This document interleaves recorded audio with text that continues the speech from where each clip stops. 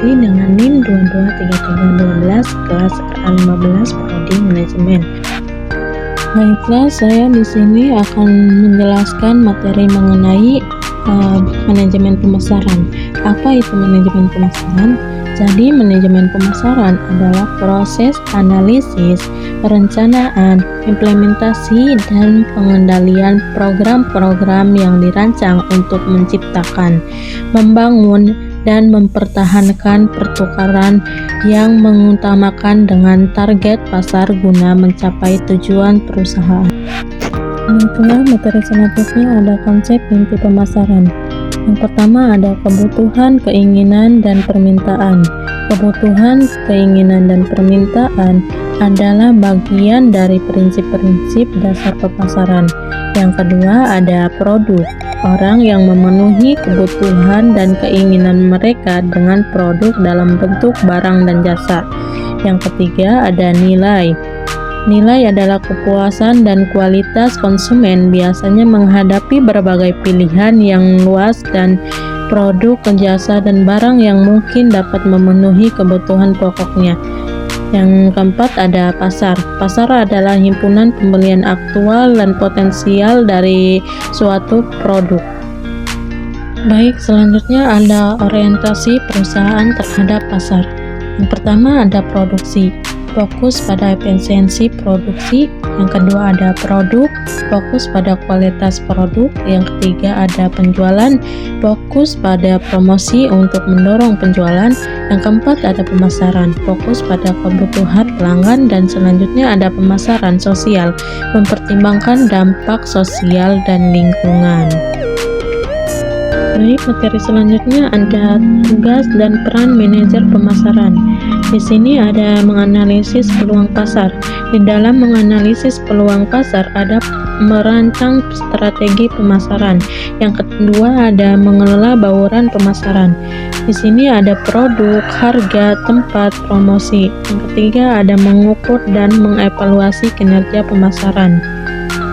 Baik, selanjutnya ada proses perencanaan dan perencanaan strategi. Yang pertama ada proses perencanaan pemasaran.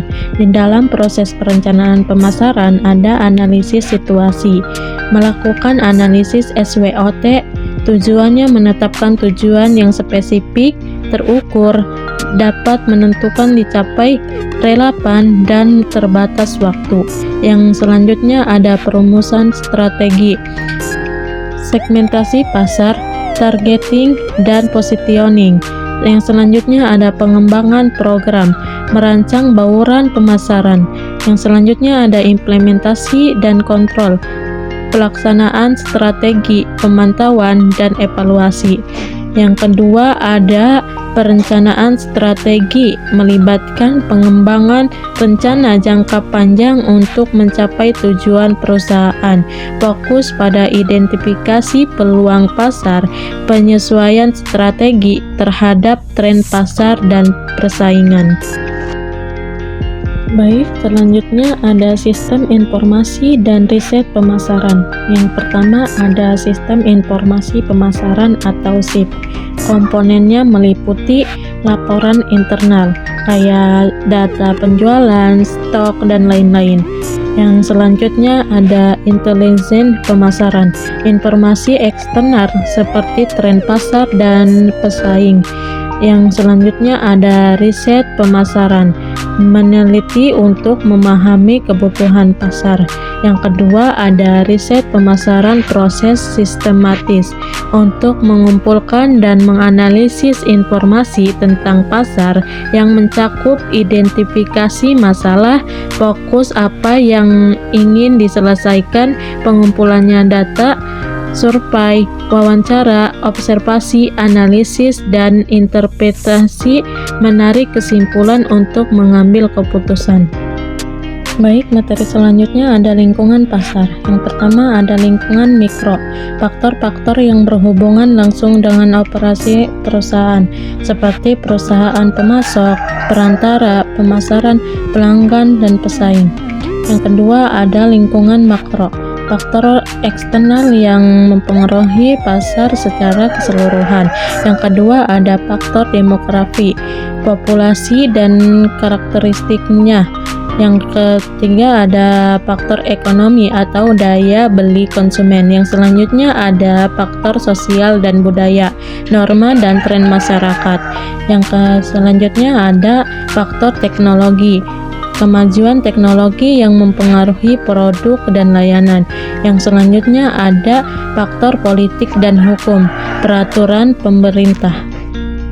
Baik, materi selanjutnya ada pasar konsumen dan perilaku pembelian. Apa itu pasar konsumen? Jadi pasar konsumen adalah pasar di mana barang dan jasa yang diproduksi oleh produsen dijual langsung kepada konsumen untuk penggunaan pribadi atau konsumsi akhir. Di pasar ini, konsumen membeli produk atau layanan dengan tujuan untuk memenuhi kebutuhan atau keinginan pribadi mereka. Yang kedua, ada perilaku pembelian. Konsumen merupakan proses pembelian keputusan konsumen yang meliputi kebutuhan. Di dalam kebutuhan, konsumen menyadari adanya kebutuhan. Yang kedua ada pencarian informasi. Jadi konsumen mencari informasi yang terkait dengan produk. Yang selanjutnya ada evaluasi alternatif. Konsumen membandingkan produk yang tersedia.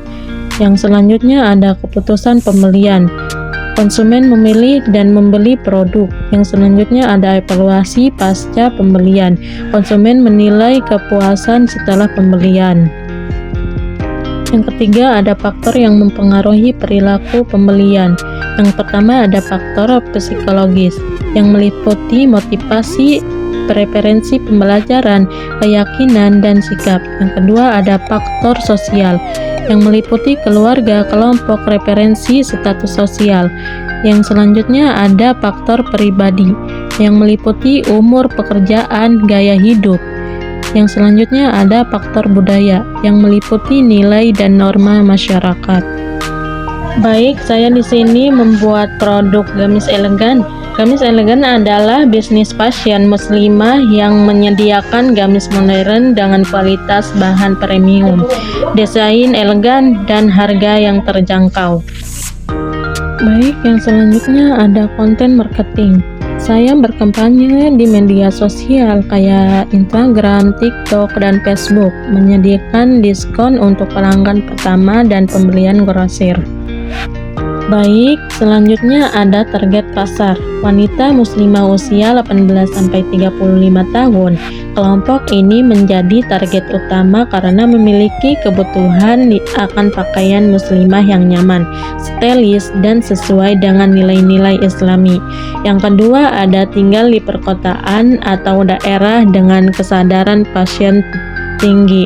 Wanita yang tinggal di kota besar atau wilayah yang memiliki akses lebih baik ke tren fashion cenderung lebih selektif dalam memilih pakaian. Baik, selanjutnya ada positioning. Wanita muslimah yang ingin tampil anggun dan modis di acara-acara formal seperti pernikahan, resepsi, dan acara keagamaan. Yang kedua, ada wanita profesional yang membutuhkan pakaian yang memenuhi standar formal dan sopan untuk acara kantor dan event sosial. Yang selanjutnya ada pelanggan dengan kelas menengah ke atas yang mencari busana dengan kualitas tinggi dan desain mewah. Baik, cukup sekian pemaparan dari saya. Kurang dan lebihnya mohon maaf. Wassalamualaikum warahmatullahi wabarakatuh.